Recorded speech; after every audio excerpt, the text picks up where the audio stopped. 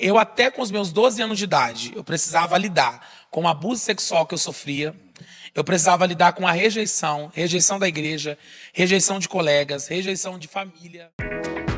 De idade, como que aconteceu? Nos primeiros anos, até um segundo, terceiro ano, aquele abuso fazia muito mal pra mim, porque eu sentia na pele. Então dizia assim, ó, a gente vai fazer, mas você não fala pra ninguém, não abre a boca pra contar pra ninguém. Sim. E eu tinha vergonha, como que eu vou chegar na minha família pra alguém e eu falar que eu sofri disso, que eu fui abusado? Mas isso era assim, não fala pra ninguém, porque se você falar eu vou fazer isso, ou não tinha nenhum tipo de ameaça? Na verdade, tinha se você contar pra alguém, você vai me prejudicar. Ah, sim. Entendeu? Sim. Então, assim, eu tinha medo de falar alguma coisa e acabar prejudicando. Sim. Então, até os meus 8 anos, mais 9 anos, 2, 3 anos, eu sofria com aquilo. Depois aquilo me tornou uma coisa normal. Por quê? Porque aquilo ali pra mim foi uma coisa... Até então eu falava, nossa, mas isso tá errado, porque ele tá fazendo isso comigo. Depois aquilo foi se tornando normal. Então acontecia e pra mim era uma coisa normal. Sim. Então, assim, eu até com os meus 12 anos de idade, eu precisava lidar com o abuso sexual que eu sofria, eu precisava lidar com a rejeição da igreja, rejeição de colegas, rejeição de família, que eu fui muito rejeitado. E nesse período todo, Jesus usava os profetas para falar para mim, eu tenho uma obra na tua vida. Eu te chamei para uma grande obra. Então, desde criança, eu sempre fui apaixonado por Jesus. Sim. Eu sempre cantava, sempre profetizava, marchava.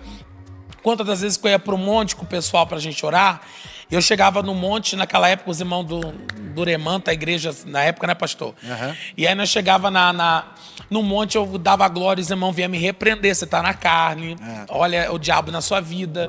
Já chegaram pessoas em mim no monte, a gente orando, todo mundo falava assim, olha Guilherme, Deus falou pra mim, pra você desfazer o caso que você tem com aquele homem. Aí eu falava, Deus, com quem que eu tenho caso? Tipo assim, porque eu tenho algum tipo de tranjeito, o Espírito Santo não pode operar em mim. Mas as pessoas usavam isso pra tentar me afetar e me ferir. Meu Deus. Então, tem uma palavra que eu estava até conversando esses dias, que se chama achismo agudo. Pessoas que sofrem disso costumam usar Deus para justificar o que ela pensa a teu respeito.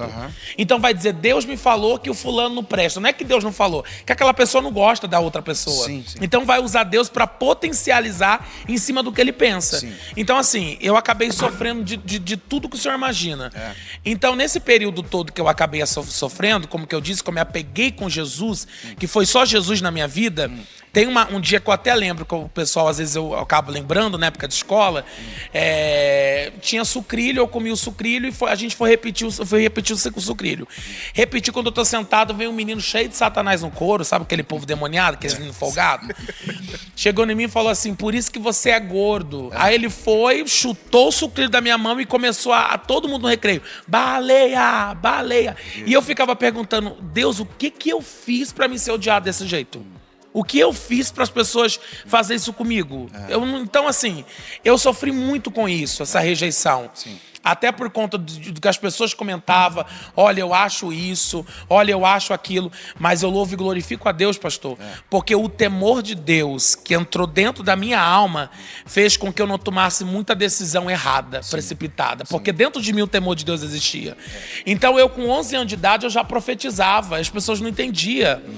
O pessoal até pergunta assim, pastor Guilherme, fala um dia que Deus te usou assim, que você lembra, muitas das vezes, uma das vezes que eu lembro que Deus me usou, a gente estava lá fora, eu e minha mãe, minha avó já estava tardezinha e estava cascando cana. Logo tá passando um rapaz. Quando o rapaz passou, eu vi uma fumaça atrás dele. Eu falei, que fumaça que é essa?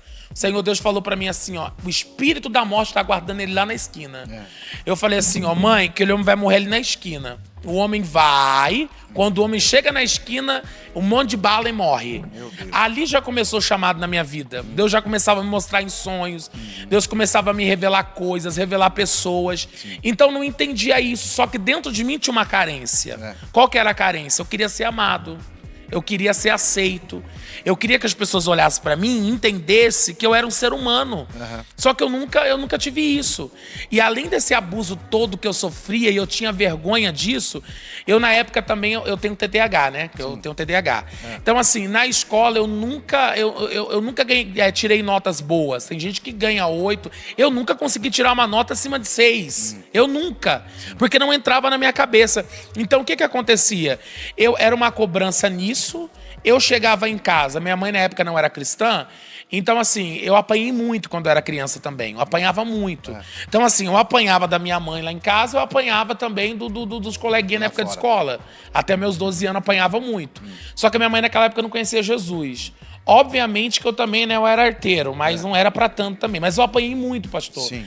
Até o que aconteceu, nos meus 13, 14 anos, mesmo não entendendo nada que estava acontecendo, eu me tornei um adolescente, né? Eu me tornei um adolescente agressivo. Então, assim, naquela época, muita gente que me conheceu nessa época lembra, eu era muito agressivo. Então, assim, você vinha falar pra mim, dependendo se ia falar, você recebia 10, pega e tô nem vendo. Porque era uma maneira de eu me defender. Sim. Porque eu nunca tive ninguém pra me defender. Eu nunca tive, assim, um pai pra me defender. Sim. Nunca tive ninguém pra me defender. Só que as pessoas não sabiam que eu criei isso dentro de mim Autodefesa, né? pra mim me defender, porque eu não tinha ninguém pra me defender.